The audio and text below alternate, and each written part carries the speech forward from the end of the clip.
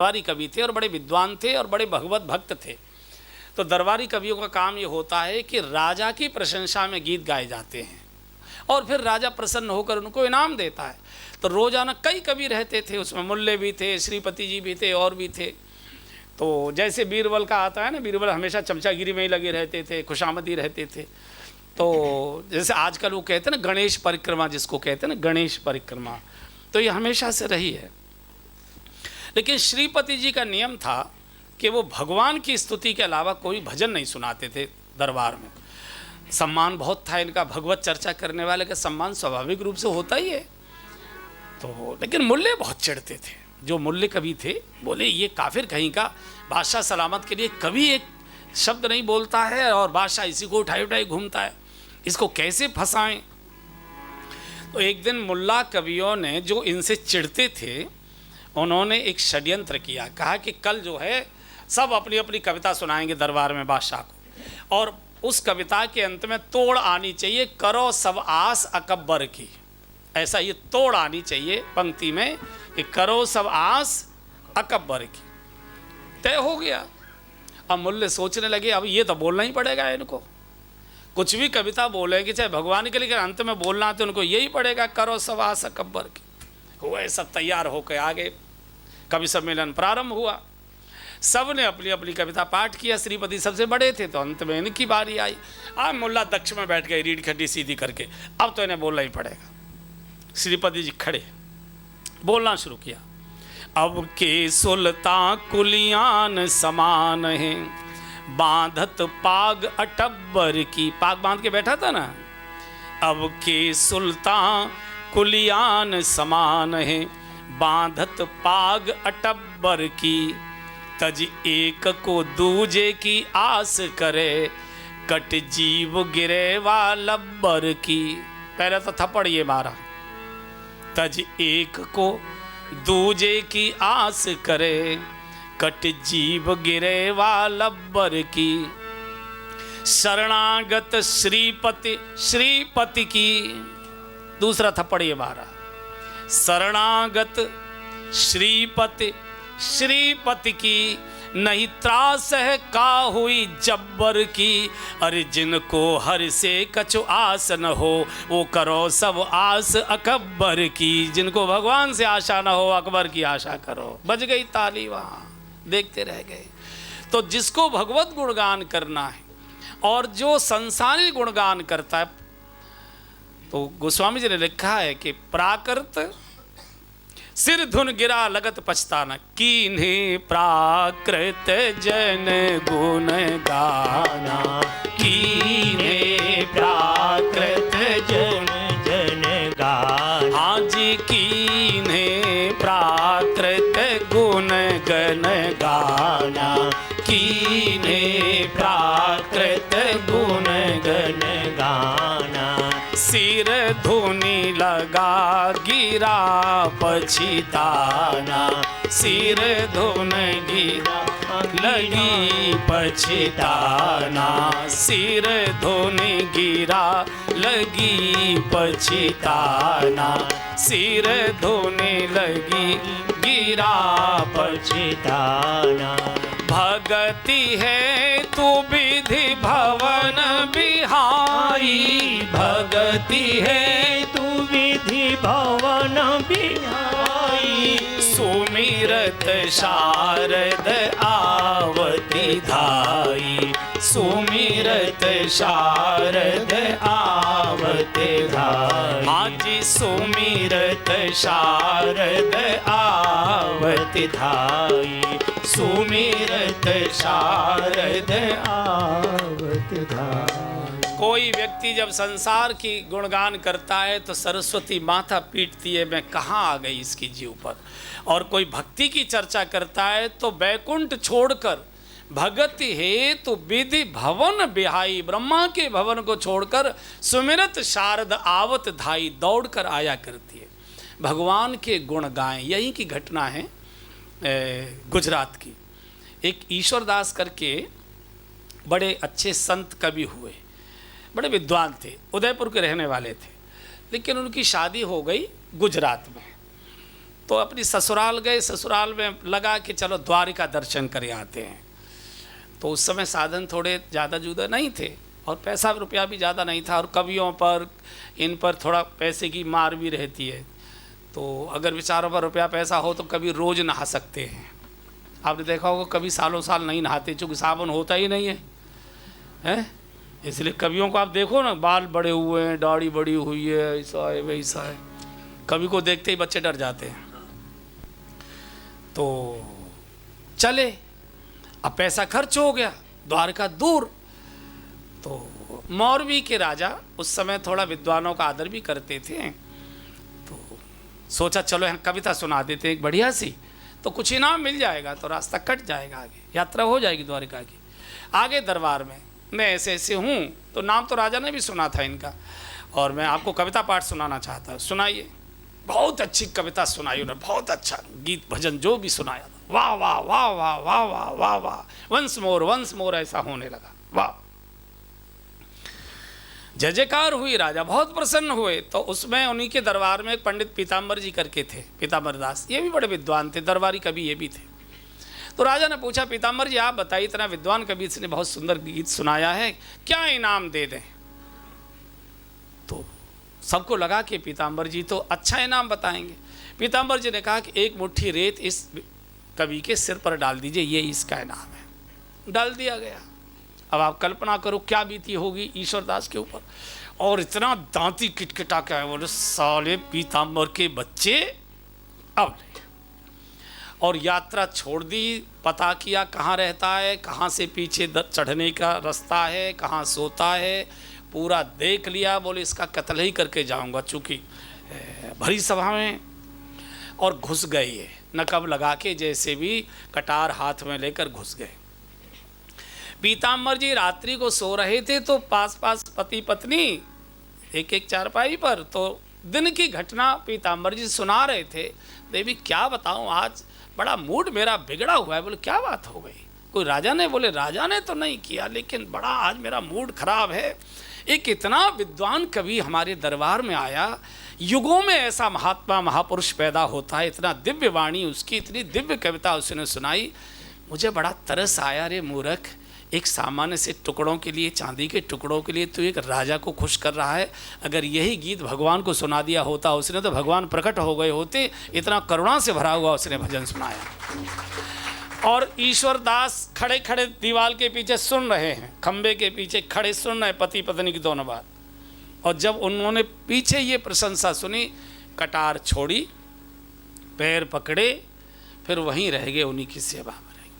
तो जो सरस्वती का वैभव है, ये जगत के गुणों के लिए नहीं है, ईश्वर के गुणों के लिए। तो चौथी भगति मम गुण गण करय कपट तजगान। और पांचवी, चूँकि वैसे तो भगवान की नवदा भक्ति है ना, और इसमें भगवान बोल चुके हैं कि नवमः एक जिनके होई। वो एक सवाल हल कर दीजिए तो अभी मैं बेड़ा पार कर देता हूँ। मैंने 4 सवाल हल कर दिए हैं, 9 में से 4। चलो अब जल्दी जल्दी एक और कर देते हैं।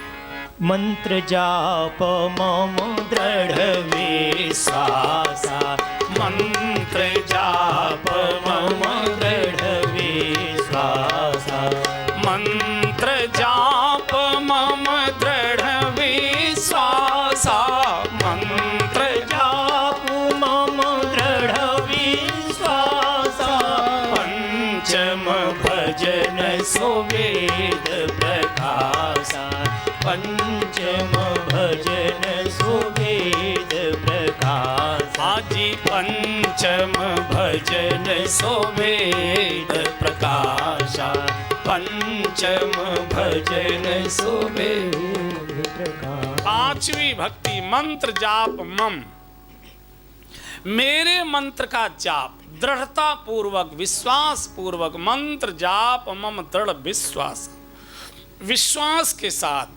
मेरे मंत्र का जाप। कृष्ण मंत्र जपो, राम मंत्र जपो, जिसको महामंत्र कहते भगवान शिव, जिसको जपते महामंत्र सोई जपत महेशु, महामंत्र सोई जपत महेशु। काशी मुकुति हेतु उपदेशु, काशी मुकुति हेतु उपदेशु, पुनि दीन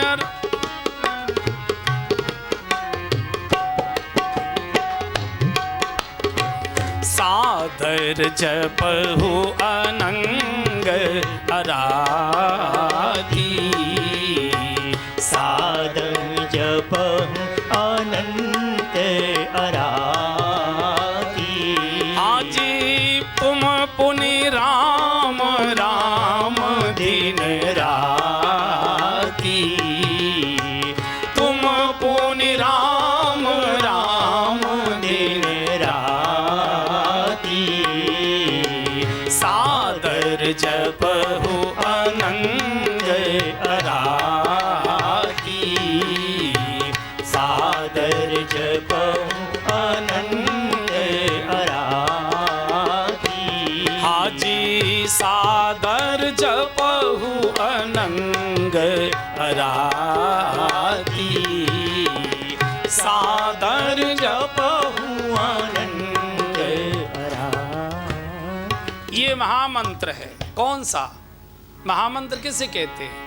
हरे रामा हरे रामा राम रामा हरे हरे, हरे रामा हरे रामा राम रामा हरे हरे, हरे कृष्णा कृष्णा कृष्णा हरे हरे, हरि बोल। हरे कृष्णा कृष्णा कृष्णा हरे हरे, हरे रामा राम राम हरे हरे, हरे रामा राम राम हरे हरे, हरे कृष्णा कृष्णा कृष्णा हरे हरे, हरे कृष्णा कृष्णा कृष्णा हरे हरे, हरे रामा राम राम हरे हरे, हरे रामा राम राम हरे हरे। ये महामंत्र है। भगवान कहते महामंत्र सोई। इस मंत्र का जो जप करते हैं, पंचम भजन सुवेद प्रकाशा, दृढ़ विश्वास के साथ, मेरा विश्वास के साथ जप करती है भगवत नाम का, विष पी गई, कुछ नहीं हुआ, अमृत हो गया। भरोसा था कि विष नहीं है ये मेरे परमात्मा आज विष का रूप लेकर आए हैं। काला नाग भेजता है राणा, कोबरा नाग भेजता है भयानक। ओहो क्या ठाकुर रूप बनाया है। इसी को मीरा ने कहा है, तब तब प्रभु धर विविध शरीरा, गले में डाल लिया। आज नाग रूप में आ गए आप, आज विष रूप में आ गए। भरोसा था भगवान के जप का कि विष विश्राम ही देगा। ध्रुव को कितना भरोसा था, प्रहलाद को कितना भरोसा था। बाप ने खंबे से बांध दिया, पूछा बोल तेरा भगवान कहाँ है? बोल हर व्यापक सर्वत्र समाना, सर्वत्र है, कण कण में व्याप्त है। बोले यहाँ, बोले यहाँ भी है। बोले इस खंबे में भी है? बोले हाँ इस खंबे में भी है। खंबे में भी है? बोले हाँ खंबे में भी। खंबे में भी है? बोले हाँ जी खंबे में भी है। बोले चल अभी देखता हूँ। मारी तलवार, नरसिंह भगवान प्रकट हो गए। भरोसा था, इसलिए भरोसा था। हमको बिहारी जी के मंदिर में भी भरोसा नहीं होता है, हमको बिहारी जी के मंदिर में भी भरोसा नहीं होता है। मूर्ति ही तो है, वहाँ खड़े खड़े यही विश्लेषण करते हैं, जयपुर से बन के आई है कि उदयपुर से बनकर आई है कि दिल्ली से बनकर आई है, लकड़ी की है कि पत्थर की है कि तांबे की है। हम लोग यही विश्लेषण करते रहते हैं। विश्वास के साथ महामंत्र सोई जपत महेश। शंकर जी की घटना आपने सुनी है, जब समुद्र मंथन हुआ अमृत के लिए अमृत तो बाद में निकला, पहले तो विष ही निकला। अरे भाई कोठी जब बनाओगे, कोठी तो बाद में बनती है, पहले तो पड़ोसियों की गालियां खानी पड़ती हैं कि ये मेरी ज़मीन है, कि मेरा ये है, कि मेरी नाली है, कि मेरा। कोठी तो बहुत बाद में आती है, पहले तो विषैली गालियां ही सुनने को मिलती हैं। तो विष निकला, सारी सृष्टि जलने लगी, भगदड़ मच गई। भगवान से कहा देवताओं ने, महाराज अमृत तो तब पिए जब जिंदे बचे, ये विष मारे डेला है, क्या करें? बोले कोई पी जाओ। बोले नहीं, हम तो अमृत पिएंगे। अब कौन पिए? तो भगवान का जाओ, भोलेनाथ हैं आजकल ऋषिकेश में पहाड़ी पर, जहाँ नीलकंठ का मंदिर आप दर्शन करने जाते हैं। बोला आजकल शंकर जी वहाँ आए हुए हैं, तब कर रहे हैं, वो पी लेंगे। बोला हाँ, वो तुम्हारी तरह चालाक नहीं, उनका नाम भोला है, उनका नाम भोला है, तुम्हारी तरह चालाक नहीं है, जाओ। तो क्या कहें अगर मना करें? बोले कह देना, वैसे तो मना करेंगे नहीं, अगर मना करें मान लो तो कह देना कि भगवान ने प्रसाद भेजा है आपके लिए। आ गए, शंकर जी बैठे थे, धूप सेक रहे थे। कैसे आए? बोले घड़ा दे दिया। तो ये है, क्या है इसमें? खोल के देखा, बोले इसमें भगवान का प्रसाद है। प्रसाद है भगवान का? गट गट गट गट शंकर जी को दिखाई दे रहा है। उनका तो विष से रोज पाला पड़ता है, चूंकि सारे नाग विष ही तो गलते हैं उनके शरीर पर। वो तो सारी क्वालिटी जानते हैं, मिलावट वाला है कि शुद्ध है, वो तो सब जानते। तो पी गए, गट गट गट गट गट उतार लिया कंठ। भगवान का प्रसाद है तो प्रसाद है। फिर देवता भागे वहाँ से, बोले कहीं पुलिस आ गई तो हमें ही पकड़ेगी, तो भागे आए। ब्रह्मा जी ने पूछा काम कर आए? बोले हाँ कर आए। बोले दाह संस्कार? बोली जी तुम कर आओ जाएगा, एक काम हम कर आए, एक काम तुम कर आओ। अरे चल संस्कार करके आओ। अब ये तो डर रहे थे कि पोस्टमार्टम की तैयारी हो रही होगी, पुलिस आ गई होगी। देखा तो शंकर जी मंद मंद मुस्कुरा रहे, बड़े आनंद में धूप सेक रहे थे। तो शंकर जी बोले अब क्यों आए हो भैया, अब क्यों आए हो? बोले आपकी राजी खुशी पूछने आए। राजी खुशी मुझे क्या हो गया? बोले ये तो हमको भी आश्चर्य हो रहा है। बोले क्या? बोले एक सल्फास की गोली गलती से कोई खा ले तो पूरा एम्स नहीं बचा पाता उसे, और आपने घड़ा भर के पी लिया और तो भी विश्राम कर रहे हैं, आपको कोई असर नहीं हुआ, ये लीला क्या हुई? शंकर जी ने कहा इसमें मेरी कोई लीला नहीं है। क्या लीला है? बोले भगवान के नाम की लीला है। क्या मतलब?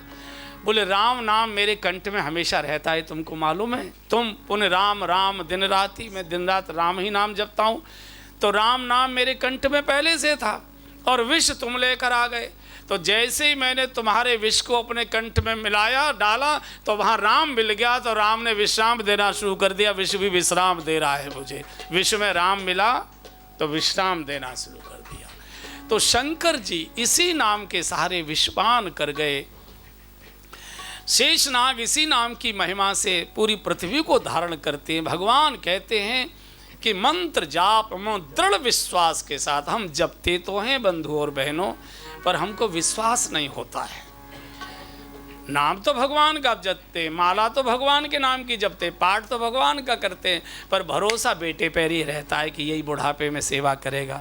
भरोसा बैंक के अकाउंट पर ही रहता है। दुनिया पर भरोसा हम लोग करते हैं, लेकिन भगवान पर भरोसा नहीं है। क्यों? क्योंकि भगवान से हमारा कोई संबंध नहीं है। जिससे हमारा संबंध होता है उस पर हमारा भरोसा होता है। दूर का भी संबंधी अमेरिका में रहता है और हमारे बेटे को अमेरिका पढ़ने जाना है, तो आप कह देते हैं हमारे संबंधी है वहाँ पहले चले जाना, वो तुमको कमरा वगैरह दिलवा देंगे। क्योंकि भगवान से हमारा कोई संबंध ही नहीं है। इसलिए भजन पाठ में करते तो हैं, लेकिन हमारा कोई भरोसा भी नहीं है। और जब संबंध जुड़ जाता है तो फिर भरोसा होता है। जैसे छोटे बच्चे को माँ पर भरोसा होता है। जंगल में से माँ जा रही है बच्चे को गोद में लेकर, माँ को डर लगता है, बच्चे को डर नहीं लगता कि मैं माँ की गोद में हूँ। उसे भरोसा रहता है कि मेरी माँ मुझे बचा लेगी। और विश्वास कहते हैं जो विपरीत परिस्थिति में भी डिगे नहीं। बट विश्वास अचल निज धर्मा। बट वृक्ष को विश्वास का प्रतीक बताया। आप में से कोई संगम स्नान करने गए होंगे प्रयाग में, तो प्रयाग के किले में एक बट वृक्ष है जो कल्पांतर में कभी समाप्त नहीं होता है, वो अमर है। और उसकी विशेषता ये है कि जब प्रलय काल आता है तो जब सारी धरती जलमग्न हो जाती है तो जल कितना भी बढ़ता चला जाए बट उतना ही ऊपर उठते चला जाता है, वो कभी डूबता नहीं है। विश्वास भी उसी को कहते हैं जो किसी भी परिस्थिति में न डूबे, उसी को इतने भरोसे के साथ मंत्र जाप, मेरे मंत्र का जप करें।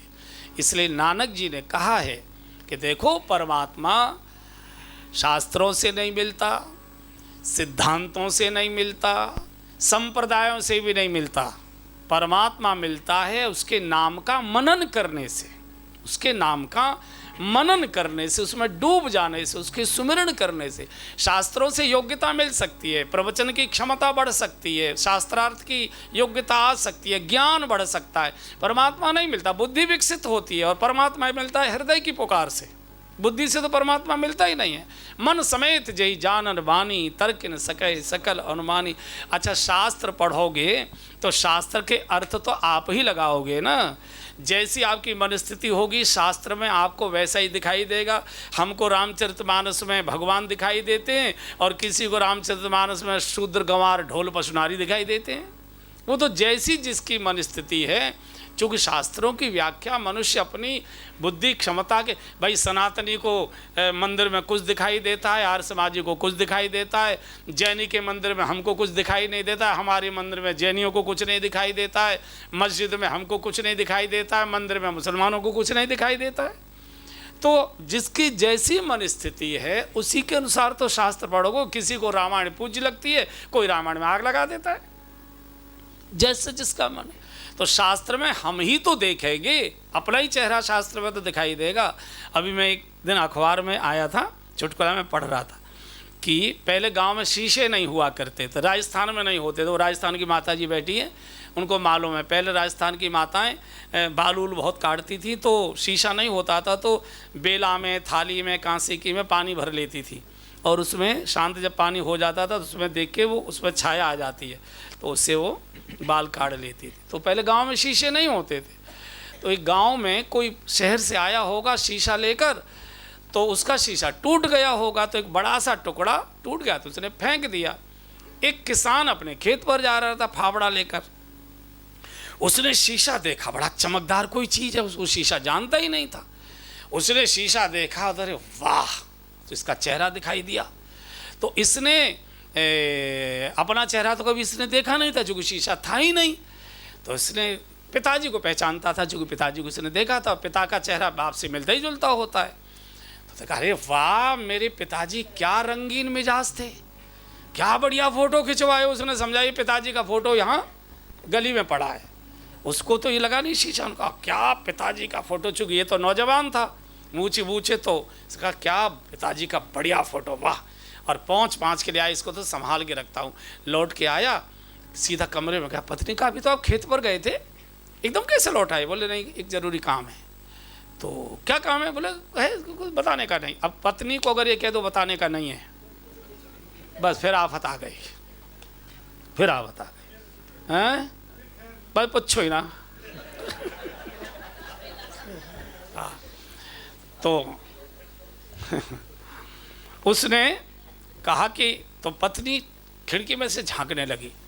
अच्छा, पत्नियां जब पति कुछ अकेले में करता तो खिड़कियों से झांका करते, मैं यहाँ की बात नहीं कह रहा हूँ, वो देखती। तो उसने बक्सा उठाया और बक्सा खोला और कपड़े उठा के कपड़ों में नीचे छुपा के रख दिया कि टूट टाट न जाए, संभल के रखा रहेगा, और चला गया अपने खेत पर। अब पत्नियों की तो आदत होती है खकोरने की, तो उन्होंने सबसे पहले रोटी बना रही थी, चूल्हा छोड़ आई और वो बक्सा खकोरने लगी। क्या थे क्या, तो निकला उसमें से शीशा। अच्छा, शीशा इसने भी कभी नहीं देखा था, शीशा तो इसने भी कभी नहीं, इसने देखा, अच्छा तो इस खईसने के पीछे दीवाना हो रहा है, चूंकि उसने अपना शीशा था। तो भाई शास्त्र में तो आपको वही दिखाई देगा ना जो आपके मन में होगा। हमारे पूज्य रामकिंकर जी महाराज सुनाया करते थे, बड़ा अच्छा लगता था उनके मुँह से। बोले गांव में एक दिल्ली की लड़की आई शादी होके। दिल्ली की लड़कियां थोड़ा सुंदर होती ही हैं, तो चमकदार, अच्छा शादी के समय थोड़ा वैसे ही मेकअप ये वो, और वैसे ही बहुत सुंदर थी। तो जब बहू आती है तो सारी गांव की महिलाएं उसे देखने आती हैं। तो गांव में चर्चा हो गई, बहू बड़ी सुंदर आई है, बहू बड़ी सुंदर आई है, बहू बड़ी सुंदर आई है, बहू बड़ी सुंदर है। तो महिलाओं में उत्सुकता हो गई। आए तो बहू को सजा दजा के बिठाया जाता है ना, आप सब बैठे होगे उस समय, तो वो देखने आते हैं, 10 रुपया लेके, 2 रुपये लेके, 5, जिसका जैसा व्यवहार होता है उसके अनुसार होता है। तो आपकी सास अगर किसी को 1 रुपया दे के आई होगी तो वो भी 1 रुपया लेके आती है, तो वो लिखा रहता है उसके घर में कि कौन कितना दे गया था, ऐसा होता है। तो गांव की महिलाएं वो आई बहू को देखने के लिए, वो बैठी, तो बहू का चेहरा इतना तेज दमकदार कि जो भी देखे गांव की महिला तो उसके चेहरे की चमक में इन्हें अपना चेहरा उसमें दिखाई दे।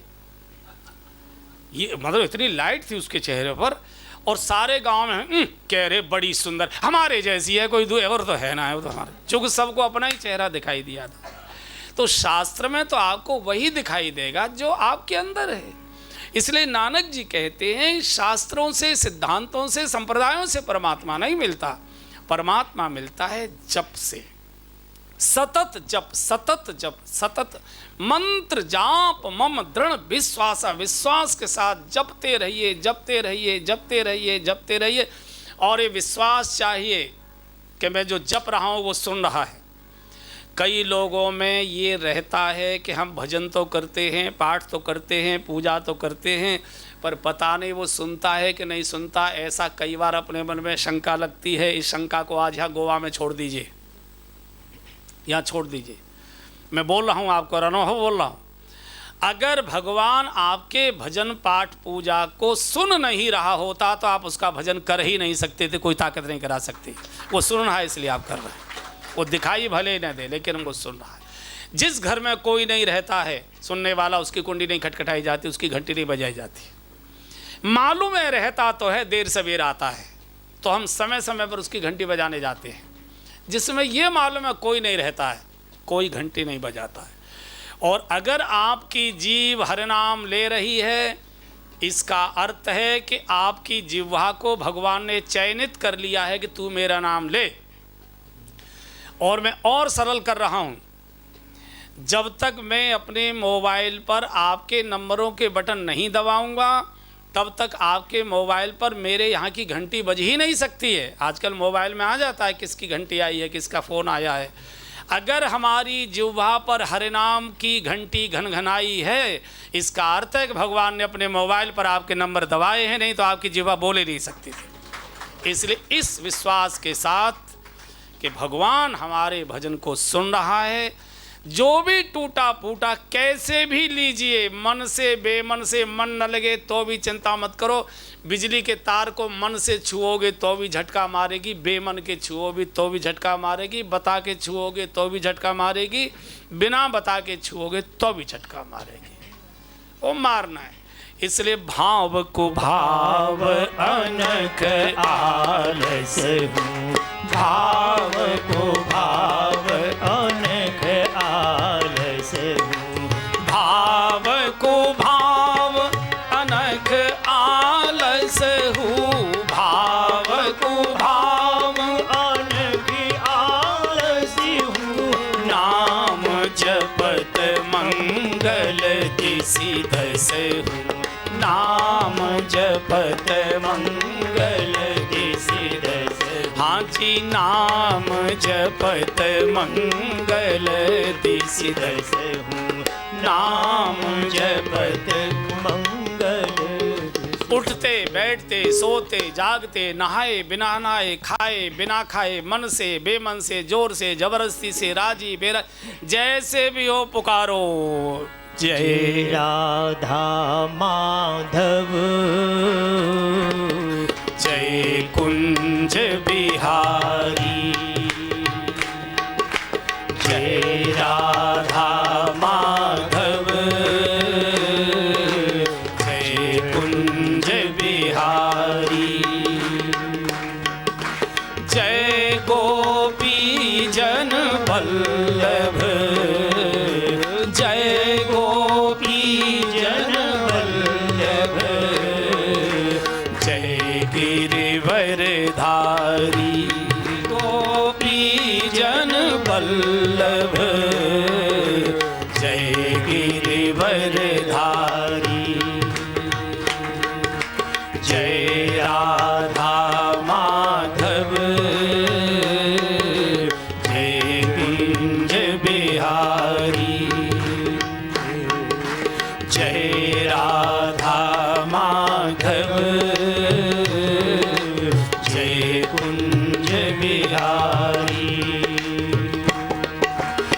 यशोदानंदन ब्रज जन रंजन यशोदानंदन ब्रज जन रंजन यशोदानंदन ब्रज जन रंजन यशोदानंदन ब्रज जन रंजन यशोदानंदन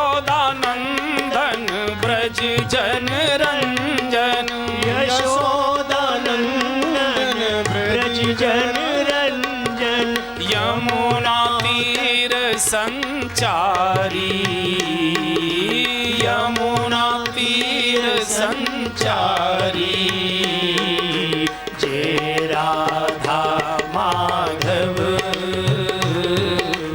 जय कुंज बिहारी जय राधा माधव जय कुंज बिहारी जय राधा माधव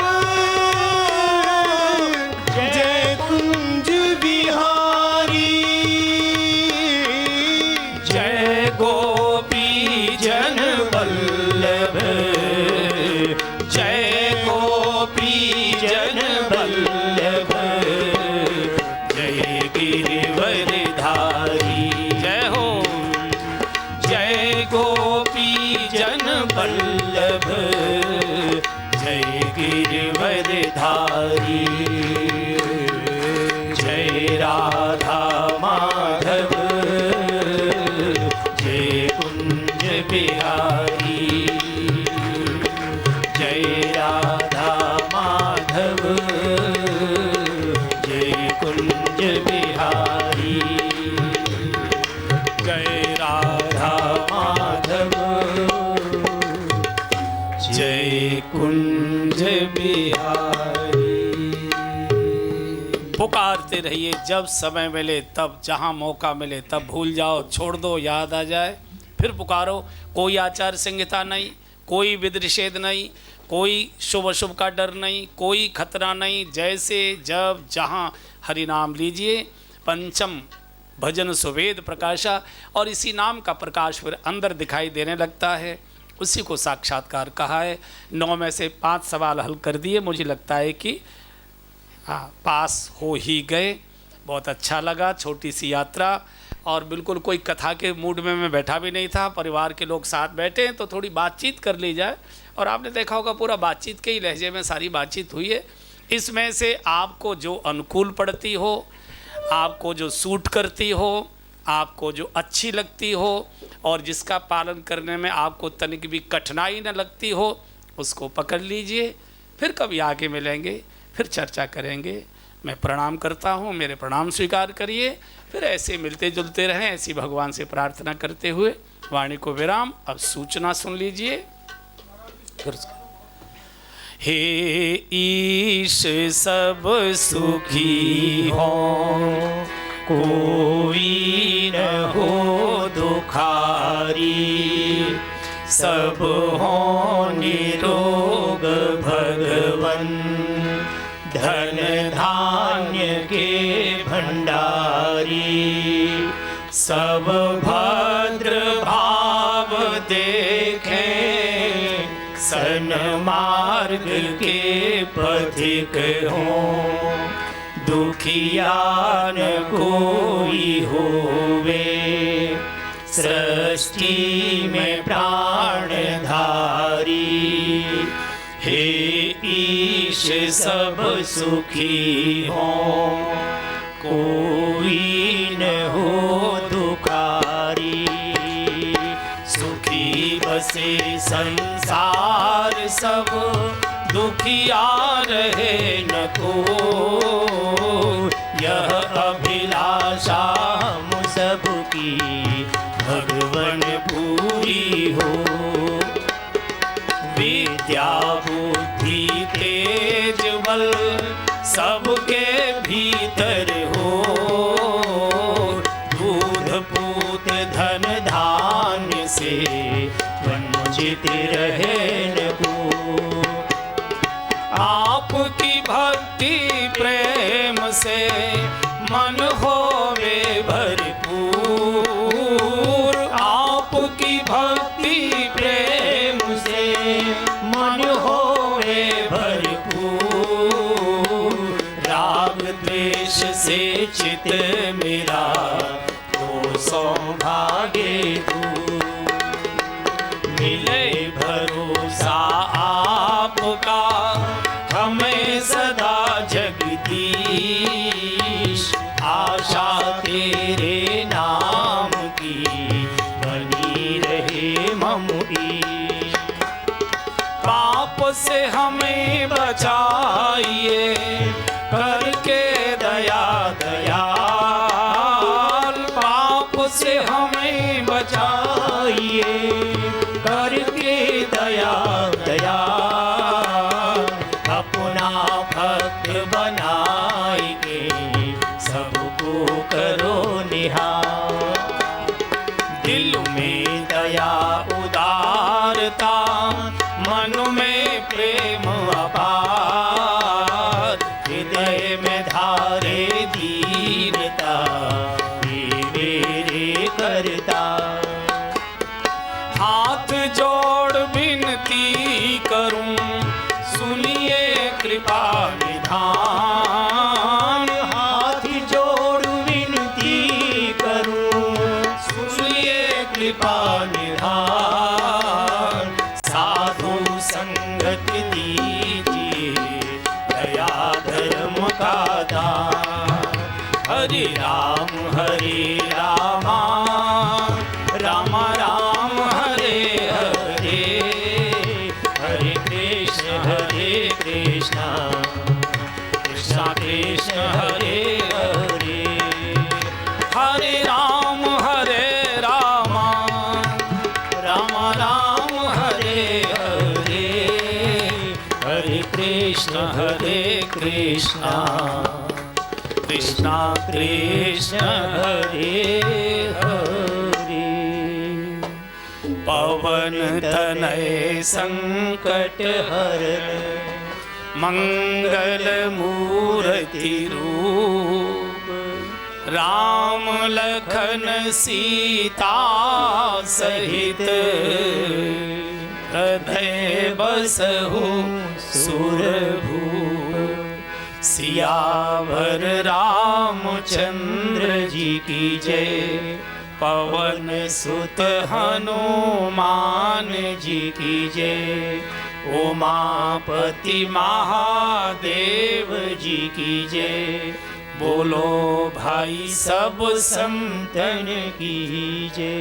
अपने अपने श्री गुरुदेव भगवान की जय। शंकर भगवान की जय। मेरा नाम अमिता गर्ग है। मैं रोहिणी से यहाँ गोवा तक मैंने सफ़र किया है। मेरे साथ बहुत अच्छा कोऑपरेट किया गया है। मेरे को बहुत अच्छा लगा सबके साथ। महाराज जी की कथा सुनकर और भी अच्छा महसूस हुआ। और सब लोगों के साथ जितने भी बड़े थे, जितने भी मेरे कुलीग थे, सब बहुत अच्छे से कोऑपरेट किया गया। और मतलब बड़ा आनंद में वातावरण, रसीला वातावरण रहा हमारे साथ। मुझे आकर